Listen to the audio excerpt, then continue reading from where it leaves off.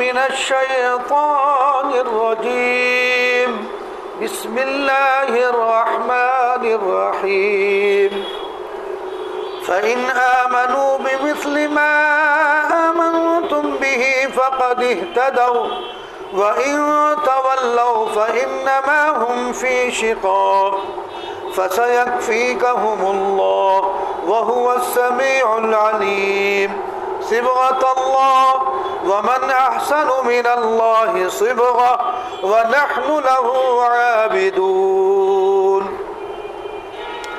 اس سے پچھلی آیات میں ملت ابراہیمی کی فضیلت ظاہر کر کے یہ بتلایا گیا تھا کہ اب نبی کریم صلی اللہ علیہ وسلم کی بعثت کے بعد ملت ابراہیمی کا اتباع دین اسلام اور اطاعت حق ہے۔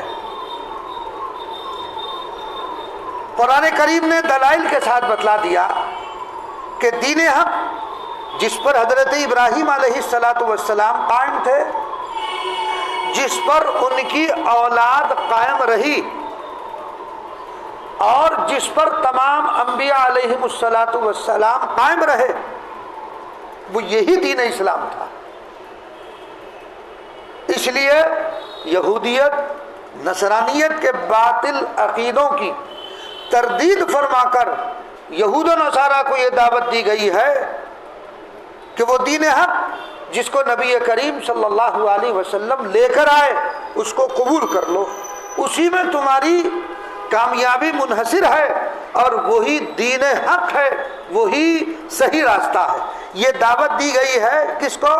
یہود و نصارہ کو۔ چنانچہ اللہ تبارک و تعالی نے ارشاد فرمایا فَإِنْ آمَنُوا بِمِثْلِ مَا آمَنْتُمْ بِهِ فَقَدِ اهْتَدَوْا، اگر وہ یہود و نصارہ بھی اسی طریق سے اسی طرح ایمان لے آئے جس طرح تم اہل اسلام ایمان لائے تو وہ بھی راہ حق پر لگ جائیں گے۔ یہاں یہ آیت میں یہ بات سمجھنے کی ہے کہ بِمِثْلِ مَا أَنْتُمْ، جس طرح تم ایمان لائے، اس کے مخاطب کون؟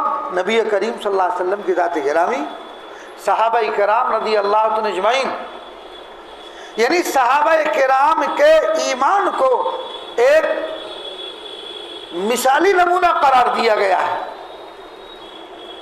اور یہ بتایا گیا کہ یہ اللہ کے نزدیک مقبول اور معتبر ترین جو ایمان ہے، جیسے صحابہ کرام نبی کریم صلی اللہ علیہ وسلم پر ایمان لے کر آئے تو وہ ایک مثال ہے، لہذا تم بھی اسی طرح ایمان لے آؤ گے تو راہ راست پر آ جاؤ گے۔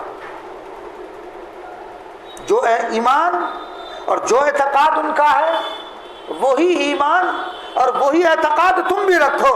مثلا اللہ کی ذات، صفات، فرشتے، انبیاء، آسمانی کتابیں، قیام، یوم آخرت، جنت اور جہنم وغیرہ کا متعلق نبی کریم صلی اللہ علیہ وسلم نے جو تعلیمات اور ہدایات ارشاد فرمائی اور آپ کے صحابہ نے ان کو اختیار فرمایا، بس وہی ایمان ہے۔ اس کے خلاف اگر کوئی شخص اختیار کرتا ہے تو وہ ایمان، ایسا ایمان مردود اور نامقبول ہے، اس ایمان کا کوئی اعتبار نہیں ہے جو نبی کریم صلی اللہ علیہ وسلم کی تعلیمات اور آپ کی ہدایات کے مطابق نہ ہو۔ لہذا اس آیت شریفہ میں اللہ تبارک و تعالی نے تمام فرق کے باطل عقائد کو رد فرما دیا، ان کی تردید فرما دی گئی۔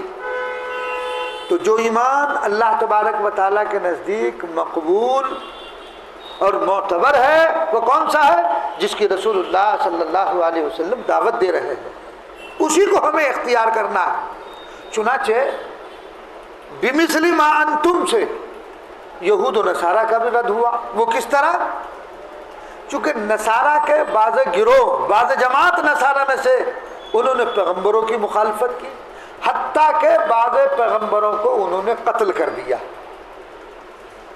تو ظاہر بات ہے کہ بِمِثْلِ مَا أَنْتُمْ، تو بِمِثْلِ مَا أَنْتُمْ جو ہے، اگر تم صحابہ جیسا ایمان تمہارا ہو گیا، اور جو صحابہ کا ایمان نبی کریم صلی اللہ علیہ وسلم نے جو تعلیمات اور ہدایات انہیں دی اس پر انہوں نے آمنا صدقنا کہا۔ اگر تم بھی اسی طرح ایمان لے آؤ گے تو راہ راست پر آ جاؤ گے۔ لہذا انبیاء کی جو تم نے تکفیر کی، ان کا انکار کیا، بعض انبیاء علیہ السلام کو قتل کر دیا، اور بعض انبیاء کو اتنا بڑھایا کہ انہیں خدا کی خدائی میں شریک یا انہیں خدا قرار دے دیا۔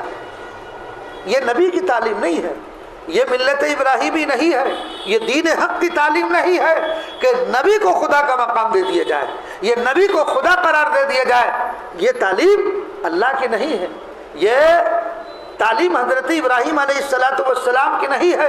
تو لہذا ان کو یہ دعوت دی جا رہی ہے کہ تم اس دین حق کو قبول کرو جس دین حق کو نبی کریم صلی اللہ علیہ وسلم لے کر کے آئے ہیں، اور تم نے جو عقائد اپنی طرف سے گھڑ لیے ہیں، مثلا ان میں بعض وہ بھی ہیں جو فرشتوں کا انکار کرتے ہیں، بعض وہ ہیں جو یہ کہتے ہیں کہ فرشتے نعوذ باللہ خدا کی بیٹیاں ہیں۔ تو یہ جو اس طرح کی افراط اور تفریط ہے، یہ افراط اور تفریط مذہب اسلام میں نہیں ہے، نبی کریم صلی اللہ علیہ وسلم کی تعلیمات میں نہیں ہے۔ تو اس میں ان مدعیان اسلام کے لیے بھی سبق ہے جو نبی کریم صلی اللہ علیہ وسلم کی ذات گرامی کے لیے حضور کے درجے کو اللہ کے درجے سے آگے بڑھا دیتے ہیں۔ ایک گروہ ایسا بھی ہے، چنانچہ ایک شعر ہے، وہی جو مستوی عرش تھا خدا ہو کر اتر پڑا ہے مدینے میں مصطفیٰ ہو کر۔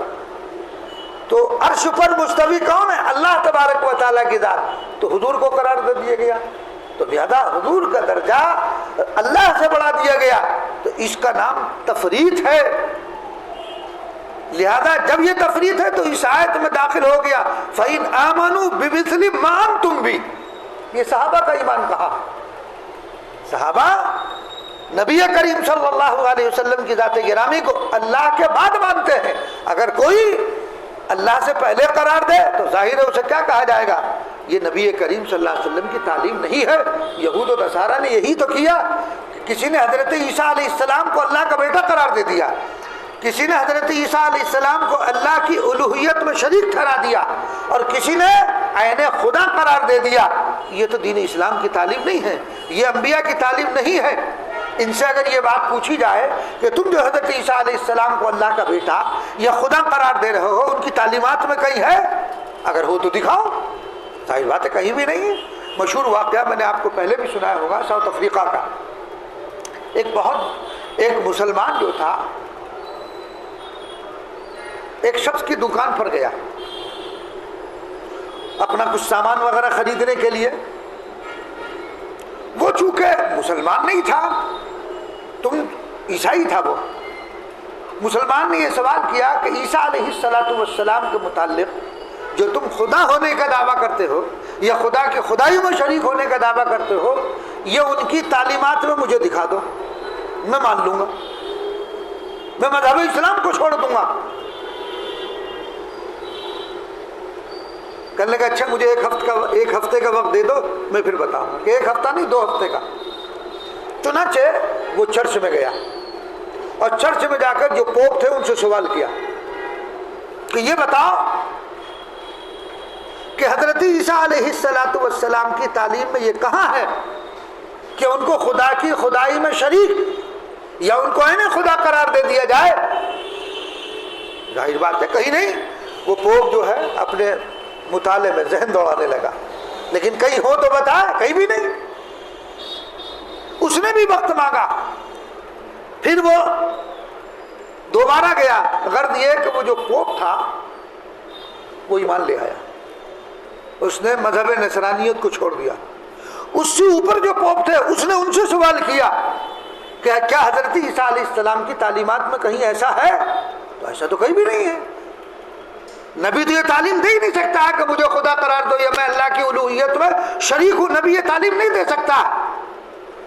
چنانچہ اسے ڈرایا اور دھمکایا گیا کہ تمہیں چرچ کی طرف سے جو کوٹھی ملی ہے وہ لے لی جائے گی، کار تم سے لے لی جائے گی۔ اس نے کہا کچھ بھی لے لو، سب کچھ لے لو، مگر اس سوال کا جواب چاہیے۔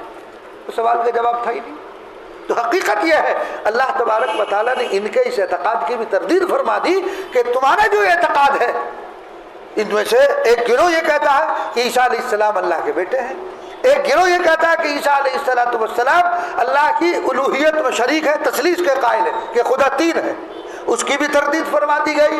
اللہ عین خدا ہے عیسیٰ علیہ السلام، اس کی بھی تردید فرما دی گئی ہے۔ تو ایسا کچھ نہیں ہے۔ تو اللہ تبارک و تعالیٰ کے نزدیک وہی ایمان اور اعتقاد مطلوب اور مقبول ہے جس کا ایمان اور اعتقاد رسول اللہ صلی اللہ علیہ وسلم پر ہے، اور جو آپ نے اپنے صحابہ کو بیان فرمایا، جو ہدایات آپ صلی اللہ علیہ وسلم نے دی ہے وہی معتبر ہے، اس کے علاوہ کوئی اور بات معتبر نہیں ہے۔ تو چنانچہ اس کی تردید فرما کر ان کو دعوت دی گئی ہے کہ تم ایمان لے کر آؤ، کس جیسا؟ جیسے صحابہ کا ایمان تھا کہ وہ فرشتوں کو اللہ کی مخلوق مانتے ہیں، جنت اور جہنم کے قائل ہیں، یوم آخرت کے قائل ہیں، عذاب کے قائل ہیں۔ ان تمام چیزوں کی ہدایات چونکہ رسول اللہ صلی اللہ علیہ وسلم نے انہیں تعلیم دی ہے، اس لیے وہ اس کے قائل ہیں۔ لہذا اگر تم اس پر ایمان لے آتے ہو تو دنیا میں بھی اور آخرت میں بھی تمہاری کامیابی ہے، اور اگر تم ایمان نہیں لاتے ہو تو پھر سن لو، انکار کرتے ہو، وَإِن تَوَلَّوْا فَإِنَّمَا هُمْ فِي شِقَاقٍ فَسَيَكْفِيكَهُمُ اللَّهُ وَهُوَ السَّمِيعُ الْعَلِيمُ۔ یہود و نصارہ اگر اس سے روگردانی کرتے ہیں، یعنی اس پر ایمان لے کر نہیں آتے، وہ اس سے انحراف کرتے ہیں، تو تم ان کی روگردانی سے کچھ تعجب نہ کرو، کیونکہ وہ لوگ تو ہمیشہ سے برسر مخالفت رہے ہی ہیں۔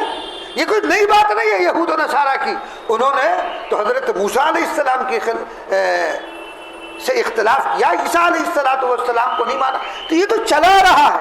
یہ اگر آپ کی مخالفت کر رہے ہیں تو آپ ان کی مخالفت سے تعجب نہ کریں، یا آپ کا دل اس سے رنجیدہ نہیں ہونا چاہیے، یہ تو ان کا وتیرہ رہا ہے شروع سے۔ اور اگر ان کی مخالفت سے کچھ اندیشہ ہو تو سمجھ لیجئے آپ کی طرف سے قریب ہی ان سے اللہ تبارک و تعالیٰ نمٹ لیں گے۔ فَسَيَكْفِيكَهُمُ اللَّهُ، بس اللہ کافی، آپ اللہ پر چھوڑ دیجئے، آپ رنجیدہ نہ ہو۔ یہ اگر ایمان لا کر ایمان نہیں لاتے ہیں، روگردانی کرتے ہیں، تو پھر اللہ ان سے نمٹ لے گا۔ اللہ کافی ہے، وَهُوَ السَّمِيعُ الْعَلِيمُ، وہ سمیع بھی ہے، سننے والا بھی ہے اور جاننے والا بھی ہے۔ وہ سب کچھ سنتا ہے جو انسان کہتا ہے، وہ سب کچھ جانتا ہے جو کچھ انسان کرتا ہے۔ اللہ تبارک و تعالیٰ کی نگاہ سے کوئی چیز پوشیدہ نہیں ہے۔ تو اللہ تبارک و تعالیٰ پر چھوڑ دیجیے، آپ دل گیر رہے ہوئے، یہ ایمان لے کر نہیں آ رہے تو چھوڑ دیجیے ان کو۔ اور پھر اللہ کی طرف سے یہ بات کہی جا رہی کہ آپ ان مخالفین کی پرواہ نہ کریں، آپ ان کی مخالفت سے، ان کی مخالفت کی فکر نہ کریں، خود اللہ تبارک و تعالیٰ ان سے نکلیں گے۔ بلکہ اللہ نے ایک وعدہ فرمایا کہ ان قریب فتح اور نصرت آپ کو ہونے والی ہے۔ چنانچہ حضور پاک علیہ السلام ہی کے زمانے میں اللہ تبارک و تعالیٰ نے جس فتح اور نصرت کا وعدہ کیا گیا وہ آپ صلی اللہ علیہ وسلم کے زمانے میں ہو گیا۔ چنانچہ ہجرت کے تیسرے سال ہی بنو نذیر کو جلا وطن کر دیا گیا، نکال دیا گیا وہاں سے۔ یہ حضور پاک علیہ السلام کے سامنے یہ سن 3 ہجری کا واقعہ ہے، ان کو ملک شام بھیج دیا گیا۔ پھر اس کے بعد 5ویں سال غزوہ احزاب ہوا، اور غزوہ احزاب سے فارغ ہو کر پھر بنو قریظہ سے جہاد ہوا، پھر بنو قریظہ سے ہوا، پھر اس کے بعد نجران کے جو عیسائی تھے وہ سب کے سب آپ کے مطیع اور فرما بردار ہو گئے۔ گویا کہ پورا مکہ آپ کی زندگی میں خالی ہو چکا تھا، وہاں کوئی کافر نہیں تھا۔ تو اللہ نے جس فتح اور نصرت کی جو ہے کا وعدہ کیا تھا وہ نبی کریم صلی اللہ علیہ وسلم کے دور میں ہی اللہ نے آپ کو دکھلا دیا۔ تو لہذا آپ ان کی فکر نہ کریں، نہ چھوڑ دیں۔ دیکھو یہاں پر آیت شریفہ میں ایک لفظ استعمال ہوا ہے، وہ کیا ہے؟ وَإِن تَوَلَّوْا فَإِنَّمَا هُمْ فِي شِقَاقٍ۔ لفظ شقاق آیا، شقاق کا معنی کیا ہے؟ یہ شقاق یہود و نصارہ کے لیے استعمال کیا گیا ہے۔ شقاق کے معنی ضد، ہٹ دھرمی۔ چونکہ یہ یہود اور نصارہ ایسے ضدی، ایسے ہٹ دھرم کہ باوجود اس کے کہ نبی کریم صلی اللہ علیہ وسلم ان کو تعلیم دے رہے، ہدایت کر رہے ہیں، ان کے آبا اور اجداد جو غلط راہ پر تھے وہ بھی ان کو ظاہر کیا جا رہا، لیکن ایسے ضدی ہیں پھر بھی ایمان لے کر نہیں آ رہے، پھر بھی آقا کی بات کو نہیں مان رہے ہیں، پھر بھی تردید کر رہے ہیں، پھر بھی مخالفت کر رہے ہیں۔ تو شقاق، ضد اور ہٹ دھرمی ان کے اندر ہے۔ تو ایسی ضد اور ہٹ دھرمی سے انسان کو پناہ مانگنا چاہیے۔ جب حق آپ کے سامنے آ گیا اور کسی چیز کا باطل ہونا ظاہر ہو گیا، اب اس باطل پر جمع رہنا یہی ضد کہلاتا ہے۔ بھئی ایک حق بات تھی، حق بات سامنے آ گئی تو آدمی کو قبول کر لینا چاہیے، نہ یہ کہ اس باطل پر جمع رہے، ہٹھی بن جائے، ضدی کہ نہیں میں تو اسی کو صحیح سمجھتا ہوں، اسی پر قائم رہوں گا۔ نہیں، جب ایک بات آپ کے سامنے حق ہو کر سامنے آ گئی تو اب اپنی بات کو چھوڑ دو، آپ کی عقل میں آئے یا نہ آئے، اب اپنی عقل کو چھوڑ دو۔ آقا کا فرمان سامنے آ گیا، قرآن کی ہدایات سامنے آ گئی، اب عقل کو نہیں چلانا ہے۔ تو شقاق سے انسان کو کام نہیں لینا چاہیے۔ یہ کفار کی خصلت بیان کی گئی، مگر یہ مسلمانوں میں بھی پائی جاتی ہے۔ غلط ہے، غلطی پر ہے، ضدی ہے، ہٹی بنا ہوا ہے۔ بھائی جب یہ بات غلط ہے، صحیح ہے، صحیح کو اختیار کر لو، کیوں ہٹی بنے ہوئے؟ تو یہ شقاق در حقیقت خصلت ہے کفار کی، اور آج یہ شقاق مسلمانوں میں بھی آ گیا ہے۔ تو اس بری عادت سے جو ہے پناہ مانگنا چاہیے۔ آگے اسلام اور دین حق کی ایک دوسری حقیقت کی طرف متوجہ کیا گیا ہے، وہ کیا ہے؟ چنانچہ فرمایا صبغۃ اللہ ومن احسن من اللہ صبغہ ونحن له عابدون۔ ہم اس حالت پر رہیں گے جس میں اللہ تبارک و تعالیٰ نے رنگ دیا۔ کون ہے جس کے رنگ دینے کی حالت اللہ تبارک و تعالیٰ سے خوب تر ہو، اور ہم اسی کی غلامی اختیار کیے ہوئے ہیں۔ وَنَحْنُ لَهُ عَابِدُونَ، ہم اسی کی غلامی اختیار کیے ہوئے ہیں، اسی کی اطاعت فرما برداری اختیار کیے ہوئے ہیں۔ یہاں پر بھی در حقیقت ان کے ہاں ایک رسم تھی، اس آیت شریفہ میں اس رسم کا رد کیا گیا، تردید کی گئی ہے۔ وہ کیا؟ نصارہ میں ایک رسم یہ تھی، ایک قدیم زمانے سے ان کے ہاں دستور چلا رہا تھا۔ وہ دستور کیا تھا؟ جب کسی کو عیسائی بناتے یا کوئی ان کے ہاں بچہ پیدا ہوتا تو اس پر رنگین پانی چھڑکتے تھے۔ یا تو کوئی عیسائیت کو اختیار کر رہا ہو، یا ان کے ہاں بچے کی ولادت ہو رہی ہے تو کیا کرتے تھے؟ رنگ چھڑکتے تھے، یا اس کو رنگ دار پانی میں بٹھا دیتے تھے، جس کو عیسائیوں کے ہاں بپتسمہ کہتے ہیں۔ عیسائیوں کا کیا کہتے ہیں اس کو؟ بپتسمہ۔ یہ ایک رسم تھی ان کے یہاں، اس کو سمجھتے تھے کہ یہ یہودیت کے رنگ میں رنگا گیا۔ یہ ان کے یہاں ایک رسم تھی جس کو سمجھتے تھے کہ یہ حصول نجات کا ذریعہ ہے، اس کے ذریعے سے ہمیں نجات مل جائے گی۔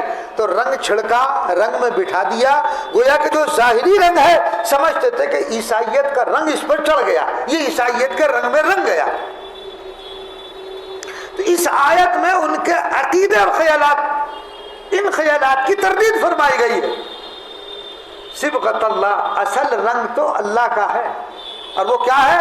لا الہ الا اللہ محمد الرسول اللہ۔ اصل رنگ یہ ہے، کلمہ توحید کا رنگ ہے، جس کو اللہ کا رنگ کہنا چاہیے، جو انسان کے روح و دماغ کو رنگین کر دے، جو باطنی پاکی کی ضمانت بھی دے، اور وہ باطنی پاکیزگی کی ضمانت کس میں ہے؟ کلمہ توحید میں ہے۔ صرف ظاہر کے رنگنے سے کچھ نہیں ہوتا ہے، تمہارا باطن رنگین ہونا چاہیے، یعنی کہ اللہ کی توحید سے یہ باطن پر ہو۔ یہ ہے رنگ، یہ حقیقی رنگ ہے جو نجات کا ذریعہ ہے، سعادت کا کفیل ہے۔ نہ ظاہری رنگ، اس میں غوطہ لگانے سے نجات نہیں مل سکتی ہے آپ کو۔ دوسری بات جس کی آیت شریفہ میں اشارہ کیا گیا ہے کہ جس طرح رنگ آنکھوں سے محسوس ہوتا ہے، بھئی ظاہر میں کوئی کسی رنگ میں رنگ دیا گیا، وہ زرد رنگ ہو یا کوئی دوسرا رنگ ہو تو محسوس ہوتا ہے، پتہ چلتا ہے۔ تو جس طرح رنگ آنکھوں سے محسوس ہوتا ہے، مومن کے دین و ایمان کی علامت اس کے چہرے اور بشرے سے پتہ چلتی ہے۔ مومن کے چہرے اور بشرے سے اس کے ایمان کی علامت پتہ چلتی ہے۔ کسی شاعر نے اسے کہا نا، مرد حقانی کی پیشانی کا نور مرد حقانی کی پیشانی کا نور کب چھپا رہتا ہے پیشے ذی شعور. انسان پتہ چل جاتا ہے اس کی پیشانی سے ہی کہ یہ ایمان کی علامت، اسلام کی علامت ہے. اسی پر میں ایک واقعہ سنا دوں آپ کو. شاہ عبد العزیز صاحب رحمۃ اللہ علیہ درس دے رہے تھے. ایک انگریز آیا اور انگریز نے ایک سوال کیا. یہ واقعہ میں نے پہلے بھی سنا ہے. انگریز نے سوال کیا. کیا سوال کیا؟ انگریز نے سوال کیا شاہ عبد العزیز صاحب رحمۃ اللہ علیہ سے کہ ایک چوراہا ہے، اس چوراہے پر ایک چارپائی رکھی ہے، ایک آدمی اس چارپائی میں سویا ہوا ہے، ایک بیدار ہے جو پاس میں بیٹھا ہوا ہے، ایک تیسرا آدمی آتا ہے، وہ راستہ گم ہو گیا، بھٹک گیا، راستہ کس سے پوچھے گا؟ یہ سوال تھا. طلبہ بھی موجود تھے، پڑھا رہے تھے، درس دے رہے تھے. ہم کیا جواب دیں گے؟ ہم کیا جواب دیں گے؟ جو جاگا ہوا بیٹھا اس سے پوچھو راستہ. جو تیسرا آدمی راستہ گم ہو گیا تو جو جاگا ہوا بیٹھا ہم ٹھیک کہیں گے اس سے پوچھے. تو شاہ صاحب نے فرمایا جو سویا ہوا ہے، جو راستہ گم ہو گیا ہے، جو سویا ہوا ہے، اپنا راستہ اس سے پوچھے گا. یہ جواب انگریز نے سنا اور بھاگ گیا. طلبہ تھے، طلبہ نے کہا کہ حضرت سوال جواب میں مطابقت سمجھ میں نہیں آئی. شاہ صاحب نے فرمایا تم تو یہی کہو گے، یہی سمجھو گے کہ جو جاگا ہوا بیٹھا ہے راستہ اس سے پوچھے گا. شاہ صاحب نے فرمایا تمہیں معلوم نہیں، اس نے اسلام پر ایک بہت بڑا اعتراض کیا تھا. کیا اعتراض تھا؟ اعتراض یہ تھا کہ مسلمانوں کا عقیدہ یہ ہے حضرت عیسیٰ علیہ السلام زندہ اٹھا لیے گئے، زندہ آسمانوں پر ان کو اٹھا لیا گیا. یہ ہمارا عقیدہ اہل سنت والجماعت کا. اور نبی کریم صلی اللہ علیہ وسلم وفات پا چکے ہیں، تو جو سوئے ہوئے ہیں وہ ہیں حضور پاک علیہ السلام، اور جو جاگے ہوئے بیٹھے ہیں وہ ہیں حضرت عیسیٰ علیہ السلام. اب کوئی آدمی راہ سے بھٹک گیا، گمراہ ہو گیا، کس کے مذہب کو اختیار کرے گا؟ کس کی تعلیمات کو لے گا؟ در حقیقت یہ تھا اس کا سوال. تو میں نے اس کو جو جواب دیا کہ جو سویا ہوا ہے اس سے پوچھے گا، یعنی جو جاگا ہوا پاس میں بیٹھا ہے وہ تو خود اس انتظار میں ہے کب یہ بیدار ہو اور کب میں اپنا راستہ پوچھوں. چنانچہ عیسیٰ علیہ السلام جب دنیا میں تشریف لائیں گے، 40 سال دنیا پر حکومت کریں گے، وہ اپنی شریعت پر نہیں، وہ نبی کریم صلی اللہ علیہ وسلم کی شریعت کے مطابق حکومت چلائیں گے، وہ بھی اسی شریعت کے پابند ہوں گے. تو حضرت شاہ عبد العزیز صاحب رحمۃ اللہ علیہ نے اپنی مومنانہ فراست سے اس کے قلب کو تاڑ لیا کہ وہ اسلام پر ایک بہت بڑا اعتراض کر رہا ہے.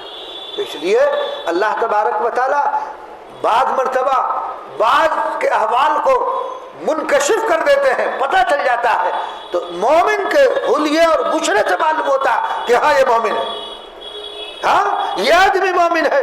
تو اصل رنگ توحید کا ہے. ظاہری طور پر رنگنے سے کچھ نہیں ہوتا، اس سے نجات نہیں ہو سکتی ہے. نجات کس سے ہوگی؟ توحید کے رنگ میں رنگ جاؤ. اور توحید کا رنگ کیا ہے؟ جو نبی کریم صلی اللہ علیہ وسلم تمہیں تعلیمات ارشاد فرما رہے ہیں اس پر عمل پیرا ہو جاؤ. شاہ عبد الرحیم صاحب رحمۃ اللہ علیہ حضرت گنگوہی رحمۃ اللہ علیہ سے بیعت ہونے کے لیے جاتے ہیں. ندی چڑھ رہی تھی، مسلح ڈال دیا، اس پر بیٹھے اور دریا کو پار، ندی کو پار کر گئے.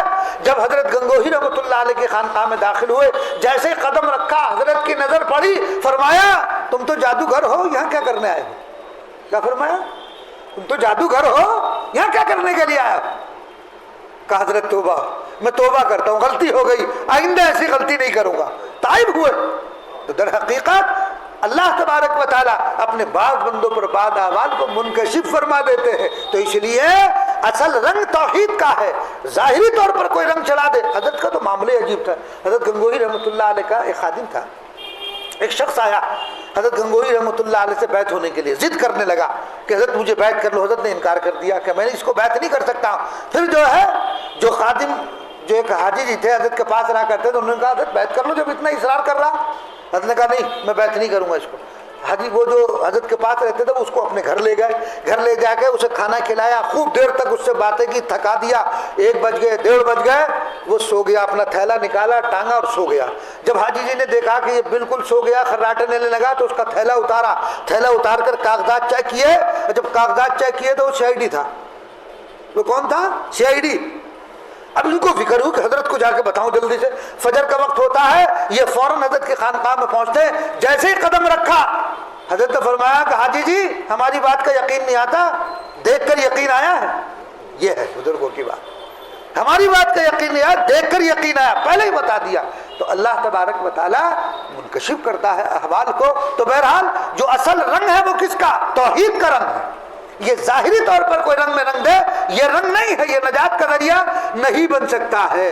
تو عبادت کا مفہوم کیا ہوا؟ عبادت کا مفہوم اللہ تبارک و تعالیٰ کے حکم اور اللہ کے رسول صلی اللہ علیہ وسلم کے حکم کی تابع داری کرنے کا نام ہے. روزہ ہو, زکوٰۃ ہو, حج ہو, یہ دیگر چیزیں ہو, ان تمام میں اللہ تبارک و تعالیٰ کی اطاعت اور فرما برداری کرو. اسی کا نام در حقیقت دین ہے, اور یہی تعلیم رسول اللہ صلی اللہ علیہ وسلم نے دی ہے, اور اسی پر نجات کا دار و مدار ہے. اللہ تبارک و تعالی ہم سب کو عمل کی توفیق عنایت فرمائے. اللہم صلی علی سیدنا و نبینا و مولانا محمدا عبدہ و رسولہ. ربنا ظلمنا انفسنا وان لم تغفر لنا وترحمنا لنکونن من الخاسرین. اے اللہ ہمارے گناہوں کو معاف فرما, خطاؤں کو درگزر فرما, ہم سب پر رحم اور کرم اور عافیت کا معاملہ فرما, آنے والے برے حالات سے حفاظت فرما. جتنے یہاں پر لوگ موجود ہیں اے اللہ ان کے دلوں میں جو جائز مقاصد ہیں آپ علیم اور خبیر ہے, ہر ایک کے جائز مقصد میں کامیابی عطا فرما. جو پریشان حال ہے اے اللہ ان کی پریشانیوں کو دور فرما. جو مقدمات میں ماخوذ ہے اے اللہ ان کو مقدموں سے باعزت بری فرما. اے اللہ اس وقت جو ارتداد کی ایک صورت ہے, ہمارے کتنے بچے اور بچیاں اے اللہ ان کے دلوں میں پھر اسلام کی محبت ڈال دے, اسلام کی روشنی سے ان کے قلوب کو منور کر دے اور ان کو پھر اسلام کی طرف واپس لوٹا دے. اے اللہ جو کچھ اس وقت پوری دنیا میں مسلمانوں کے ساتھ ہو رہا ہے یہ سب آپ کا علم ہے, سب کے آپ کے سامنے. اے اللہ مسلمانوں کی حفاظت فرما, ان کے جان کی, مال کی, عزت کی, آبرو کی حفاظت فرما. اے اللہ ہمارے ملک میں بھی عافیت اور سلامتی کا معاملہ فرما. ہر قسم کے دنگے اور فساد سے حفاظت فرما, دنگیوں کے دنگے سے ہمیں محفوظ فرما, شرریوں کے شر سے ہماری حفاظت فرما. اسلام اور مسلمانوں کے خلاف جو سازشیں کی جا رہی ہیں ان سازشوں کو انہی پر الٹ دے, انہی میں افتراق پیدا فرما.